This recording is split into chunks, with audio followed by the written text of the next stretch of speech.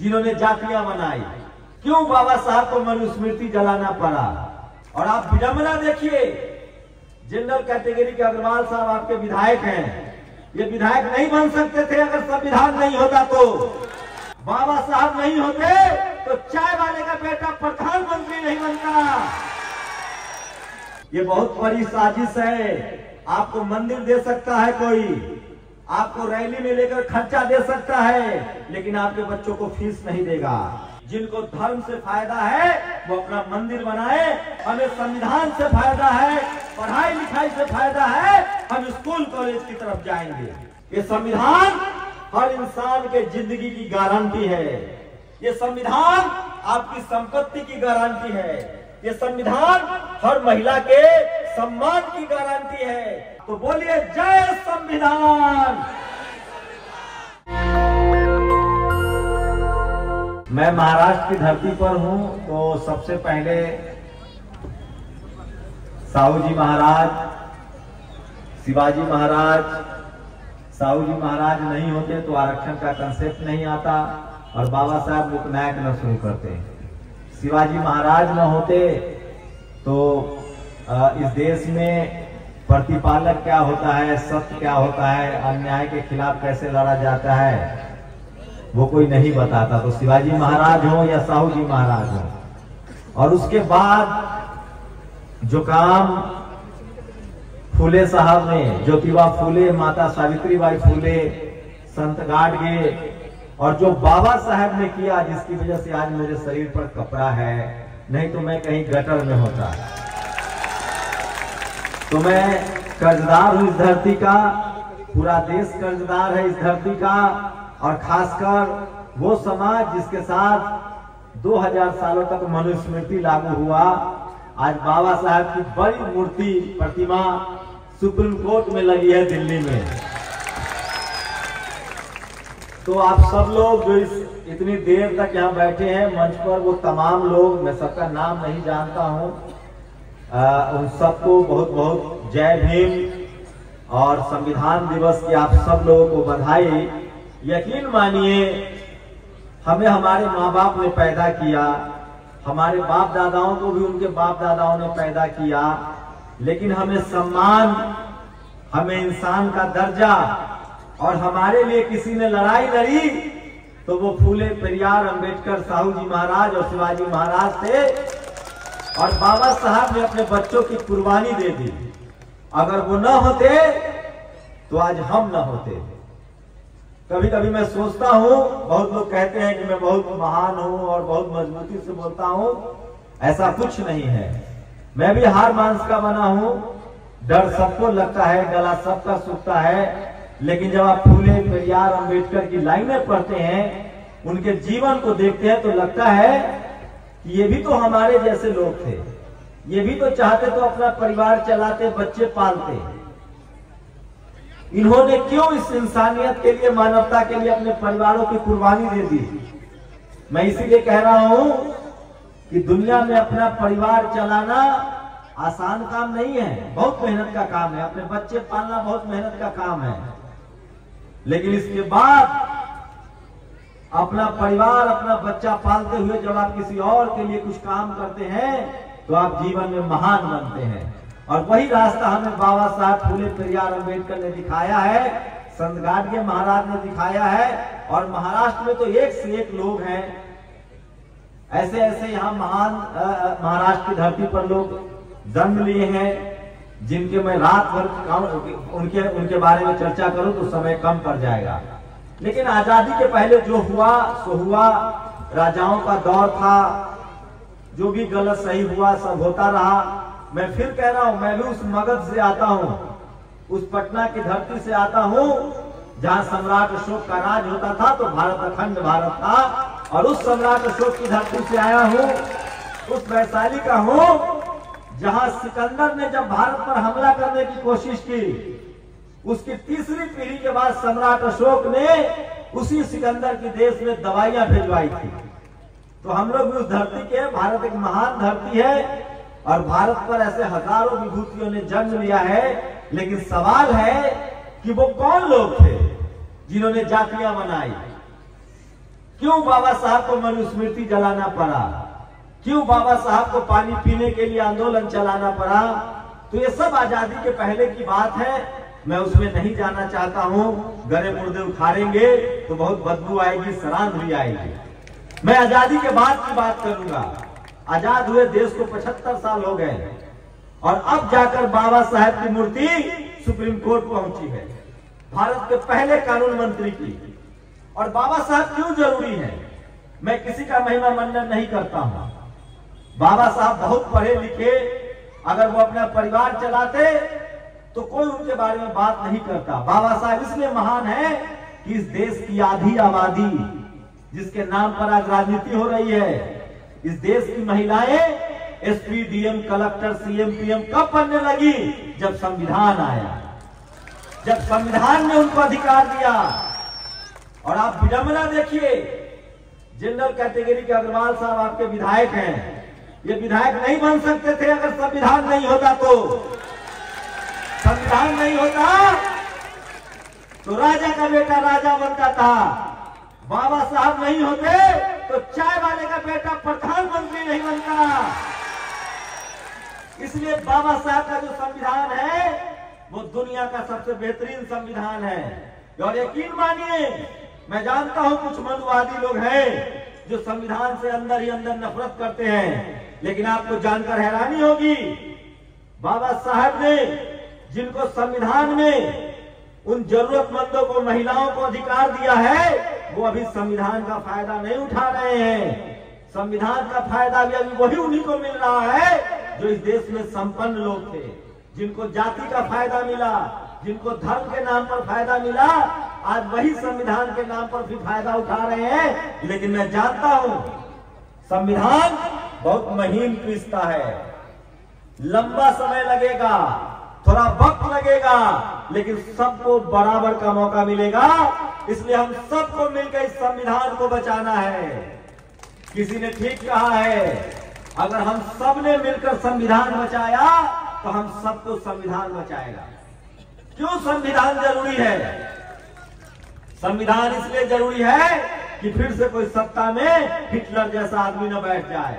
संविधान इसलिए जरूरी है कि इस देश में नदी, नाला, पहाड़, झरना, पशु, पक्षी, महिला, पुरुष सबको बराबर का अधिकार है और कोई किसी के साथ जुल्म और जायजती नहीं कर सकता है, चाहे वो कितना भी ताकतवर आदमी हो, कितना भी अमीर हो, कितना भी रसूखदार हो, सबके ऊपर एक कानून है और इसलिए संविधान सर्वश्रेष्ठ है। अगर संविधान नहीं रहेगा तो हर छोटे को बड़ा कुचलने की कोशिश करेगा। और सबसे बड़ी बात, अगर आप राष्ट्रवाद की बात करते हैं, मजबूत देश की बात करते हैं, तो आप सोचिए, सम्राट अशोक का अखंड भारत, घनानंद का भारत, शिवाजी महाराज का भारत, साहू जी महाराज का भारत, मजबूत भारत कैसे बनेगा? कैसे बना? ये देश 2000 सालों से जाति और धर्म में बटा हुआ था, लोग टुकड़ों में बटे हुए थे। जब बाबा साहब का संविधान आया तो उत्तर से दक्षिण और पूरब से पश्चिम आज हम सब बोलते हैं कि हम सिर्फ भारतीय हैं संविधान की वजह से। बाबा साहब ने क्या कहा है? कॉन्स्टिट्यूएंट असेंबली में उनका भाषण है। आप सब महाराष्ट्र के लोग हैं, बहुत पढ़े लिखे लोग हैं, मैं आपको क्या कहूंगा, जो मैं प्रेरणा लेता हूं वो बातें कह रहा हूं। बाबा साहब ने कहा कि जब मेरा हित और देश का हित आएगा तो मैं अपना हित छोड़ दूंगा, देश का हित चुनूंगा। उनसे बड़ा राष्ट्रवादी कौन है? लेकिन आज कुछ तकलीफ वाली बातें भी बताऊंगा। मुझे तकलीफ होती है, कोई देश तब तक मजबूत देश नहीं बन सकता है जब तक उस देश का हर नागरिक मजबूत नहीं होगा। जब कोई देश तब तक मजबूत नहीं बन सकता है जब तक ज्ञान, विज्ञान, कॉलेज, पढ़ाई लिखाई और दवाई नहीं होगा। आज चीन को देखिए, अमेरिका को देखिए, यूरोप देखिए, कि जितने भारत में आजकल नए राष्ट्रवादी पैदा हुए हैं, सबका बच्चा विदेश पढ़ रहा है। जब सम्राट अशोक का भारत था, जब चंद्रगुप्त मौर्य का भारत था, तो हमारे पास तक्षशिला, नालंदा और विक्रमशिला जैसी यूनिवर्सिटियां थी और दुनिया के लोग पढ़ने आते थे। वैसा भारत तब बनेगा जब ज्ञान विज्ञान पढ़ाई लिखाई का समय आएगा। और बाबा साहब ने इसीलिए कहा है कि संविधान विज्ञान को लेकर आगे बढ़ेगा, कर्मकांड को लेकर नहीं, अंधविश्वास को लेकर नहीं। इसलिए मैं इस देश के हर नागरिक की जिम्मेदारी है कि आप पढ़ाई लिखाई ज्ञान विज्ञान पर जोर दीजिए, नहीं तो आप पीछे रह जाइएगा। आप कल्पना कर सकते हैं, आप एक सुंदर महल में रहते हैं, आप बहुत अमीर हैं, लेकिन आपके आसपास गरीबी है, बीमारी है, नहीं रह सकते आप। वो लोग मानसिक रूप से बीमार हैं जो इंसान इंसान में भेद करते हैं। आज क्या हो रहा है इस देश में? जातिवाद खत्म नहीं हुआ है। बाबा साहब के संघर्षों के बाद, इस संविधान के बाद जातिवाद खत्म नहीं हुआ है। जातिवाद और महीन हो गया है, और खतरनाक हो गया है, और जानलेवा हो गया है। हमारे बाप दादा के समय में क्या था जातिवाद? मूछ नहीं रखने देंगे, खाट पर नहीं बैठने देंगे, चप्पल नहीं पहनने देंगे, तुमको बोलने नहीं देंगे, वहां तक ठीक था। अब जातिवाद शहरों में चला गया है, बड़े बड़े शहरों में चला गया है। अमेरिका इंग्लैंड में लोग जातिवाद लेके गए हैं। मुंबई, दिल्ली, कलकत्ता, इन जैसे बड़े शहरों में जातिवाद है। मीडिया में जातिवाद है, बिजनेस में जातिवाद है। आपके बच्चों को कॉलेज यूनिवर्सिटी में मारा जाता है रोहित वेमुला की तरह, डेल्टा मेघवाल की तरह, पायल तडवी की तरह। आपके बच्चों का नंबर काट लिया जाता है, इंटरव्यू में नंबर नहीं मिलता है, खेल में आपके साथ दोहरा व्यवहार होता है। हर जगह आपको पता है जातिवाद आज किनके साथ हो रहा है। आप गरीब रहिए, आप ठेला चलाइए, सब्जी बेचिए, आप मजदूरी कीजिए, उनका टॉयलेट साफ कीजिए, हो सकता है वो आपसे अच्छा व्यवहार करे, हो सकता है वो आपको बराबर में खाना भी खिलाए। लेकिन जब आप एसपी बन जाइए, डीएम बन जाइए, कलेक्टर बन जाइए, सीएम बन जाइए, तब उनका जातिवाद जगता है और वो आपसे नफरत करना शुरू करते हैं।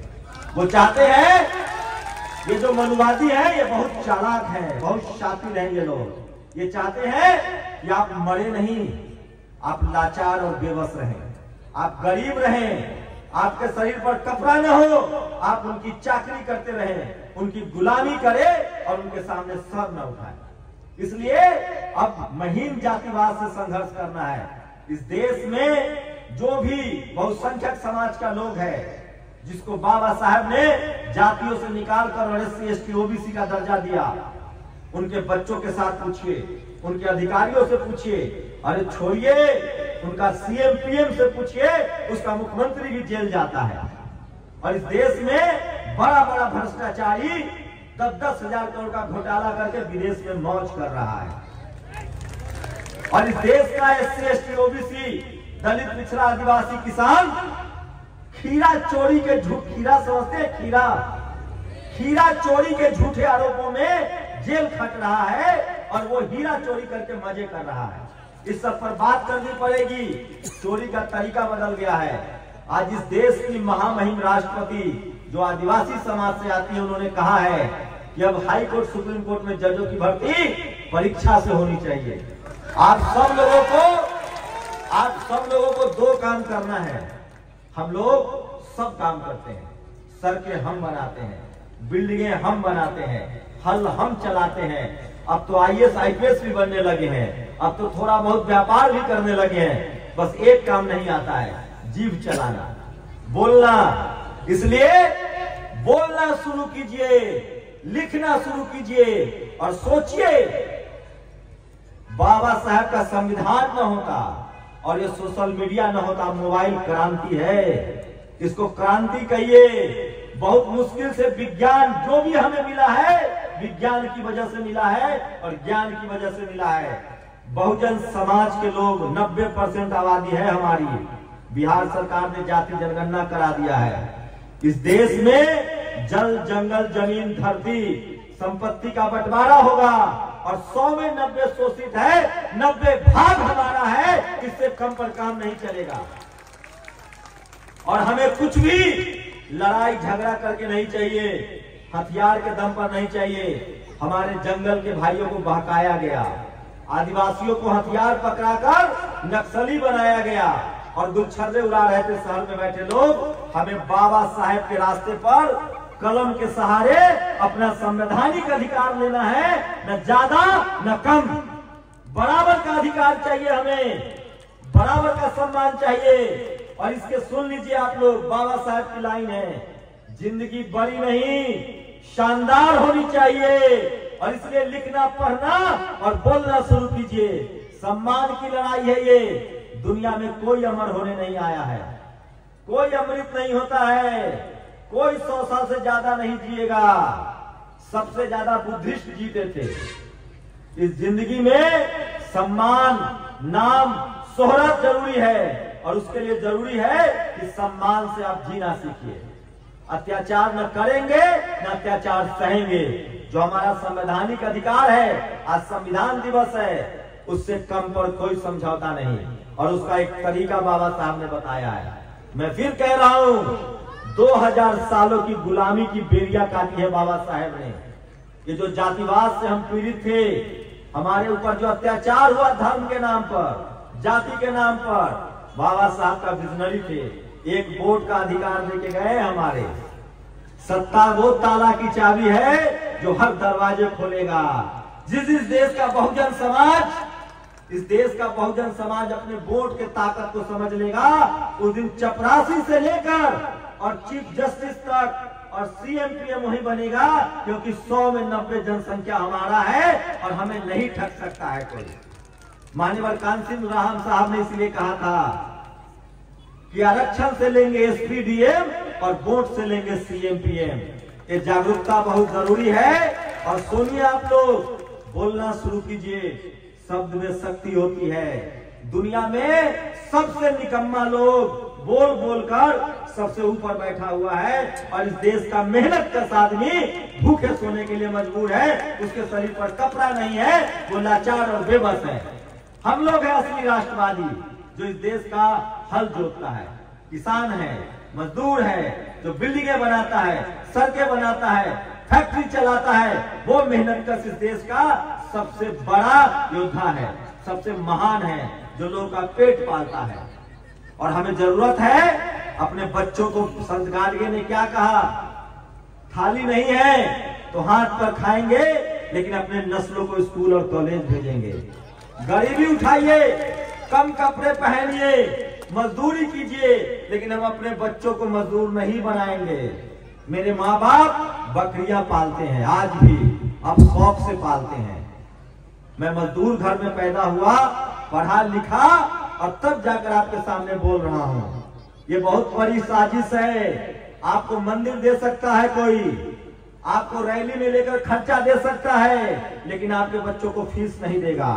जो सरकार आपको पढ़ाई, स्कूल, अस्पताल, दवाई और सेना को सैलरी न दे, वो सरकार मत चुनिए। जिनको धर्म से फायदा है वो अपना मंदिर बनाए। हमें संविधान से फायदा है, पढ़ाई लिखाई से फायदा है, हम स्कूल कॉलेज की तरफ जाएंगे। यही बाबा साहब ने हमें सिखाया है। और यकीन मानिए, यही मुक्ति का मार्ग है। धर्म के नाम पर आपको ठगा जा रहा है, आपको धोखा दिया जा रहा है। आपकी आस्था कुछ भी हो सकती है, लेकिन आप सिख हो सकते हैं, हिंदू हो सकते हैं, बुद्धिस्ट हो सकते हैं, ईसाई हो सकते हैं, मुसलमान हो सकते हैं, लेकिन आपका संवैधानिक अधिकार SC ST OBC के रूप में दर्ज है। मैं हिंदू हूँ, मैं SC ST OBC हो सकता हूँ। मैं सिख हूँ, OBC SC हो सकता हूँ। मैं क्रिश्चियन हूँ तो शेड्यूल्ड ट्राइब हो सकता हूँ। मैं मुसलमान हूँ तो OBC और शेड्यूल्ड ट्राइब हो सकता हूँ। इस संविधान में धर्म के नाम पर कोई अधिकार नहीं है। सारा अधिकार SC ST OBC के नाम पर है। और अब तो गरीब सवर्णों को भी 10% का कोटा है। इसलिए संविधान बचाना है, संविधान को और मजबूत करना है, तभी ये संविधान हमारे बच्चों को उसका अधिकार देगा। तो बोलिए जय संविधान, जय संविधान। इसलिए मैं कह रहा हूं, बहुत लंबी लंबी बात सुनने की जरूरत नहीं है। बाबा साहब को पढ़िए, बाबा साहब के बताए रास्ते पर चलिए। और मैं फिर कह रहा हूं, बाबा साहब नहीं आएंगे हमारे लिए लड़ने। हर घर से एक बाबा साहब को बनना पड़ेगा, निकलना पड़ेगा। और रास्ता वही है, पढ़ाई लिखाई। हर घर से एक बाबा साहब चाहिए, हर घर से एक फूले चाहिए, घर घर से एक साहू महाराज चाहिए, जो पढ़ाई लिखाई की बात करे, कलम की बात करे और बोलना सीखे। बाबा साहब ने क्या किया? कोई हथियार उठाया? कलम उठाई, ऐसा लिख के गए हैं कि मनुवादियों की छाती पर नमक लगता है। आज भी उनकी मूर्तियां तोड़ी जाती है। अरे कितना मूर्तियां तोड़ोगे? वो ऐसे महान शख्सियत है जिनको दुनिया याद कर रही है, और जैसे दुनिया पढ़ती लिखती जाएगी बाबा साहब का नाम और बड़ा होता जाएगा। क्यों? क्योंकि उनके मन में कोई लोभ लालच नहीं था। उन्होंने किसी के साथ धोखा नहीं किया, किसी के साथ गैर बराबरी नहीं की। जो शोषित था, वंचित था, इस देश में सबसे ज्यादा जुल्म महिलाओं के साथ हुआ था, सबसे ज्यादा अधिकार महिलाओं को दिया। इसलिए मैं कह रहा हूं कि बाबा साहब के बताए रास्ते पर जो चलेगा, बाबा साहब का रास्ता जो है ना, अमीर बनने की गारंटी है। एकदम लिखवा लीजिए मुझसे, अब बाबा साहब के रास्ते पर 5 साल चलिए, अगर आप अमीर न बन गए तो मेरा नाम बदल देना। बाबा साहब के रास्ते पर चलोगे, क्या कहा फूले साहब ने? विद्या बिन गति गई, गति बिन मति गई, मति बिन व्यापार गया, और व्यापार बिना तुम शूद्र कहलाए। पढ़ाई से शुरू हुई थी ना, तो जब हम पढ़ना लिखना शुरू करेंगे तो हमारा दिमाग काम करेगा, और दिमाग काम करेगा तो नौकरी भी करेंगे, व्यापार भी करेंगे और बिजनेस भी करेंगे। और जब ये संविधान रहेगा जब तक, और संविधान तब तक रहेगा जब तक हम बाबा साहब के विचारों को घर घर तक पहुंचाएंगे। और ये संविधान बहुत जरूरी है। ये संविधान न होता तो कोई भी अभी आके मुझे मार देता। ये संविधान हर इंसान के जिंदगी की गारंटी है। ये संविधान आपकी संपत्ति की गारंटी है। ये संविधान हर महिला के सम्मान की गारंटी है। ये संविधान हर बच्चे के शिक्षा की गारंटी है। और ये संविधान भारत के आन बान और शान की गारंटी है। इसलिए संविधान जिंदाबाद। तो महाराष्ट्र की इस महान धरती पर आप सबका, आपने मुझे सुना, मेरे पास ज्यादा बोलने के लिए नहीं है, मैं रोज बोलता रहता हूं, मैं एक पत्रकार हूं मामूली सा, रोज की घटनाएं मैं आप लोगों को बताता हूं। लेकिन मैं यही बात कहूंगा कि मैं एकदम कंफर्म हूं इस बात से कि आपकी कोई भी आस्था हो, लेकिन आपका भविष्य पढ़ाई लिखाई और इस संविधान के सहारे बदलेगा। 5 साल आजमा के देखिए बाबा साहब का रास्ता, आपकी गरीबी दूर हो जाएगी, लाचारी दूर हो जाएगी, और आप सम्मान से जीना शुरू कर दीजिएगा, और किसी के भी आंख में आंख डालकर बात कीजिएगा। ये है बाबा साहब का संविधान और उनके कलम की ताकत। इसलिए लास्ट लाइन कहूंगा, हम सबको हमारे माँ बाप ने पैदा किया है, हम सब उनकी इज्जत करते हैं, लेकिन बाबा साहेब हमारे वैचारिक बाप हैं, और अगर वो न होते तो हमें सम्मान न मिलता। तो जय भीम, जय भारत, जय संविधान। शुक्रिया। नेशनल दस्तक की आपसे गुजारिश है कि अगर इसको बचाना चाहते हैं तो नेशनल दस्तक को सब्सक्राइब करने के लिए रेड कलर के सब्सक्राइब बटन को दबाएं, फिर बेल आइकन की घंटी दबाएं। नेशनल दस्तक को बचाने के लिए बहुत जरूरी है कि हर खबर को शेयर करें, लाइक करें, कमेंट जरूर करें।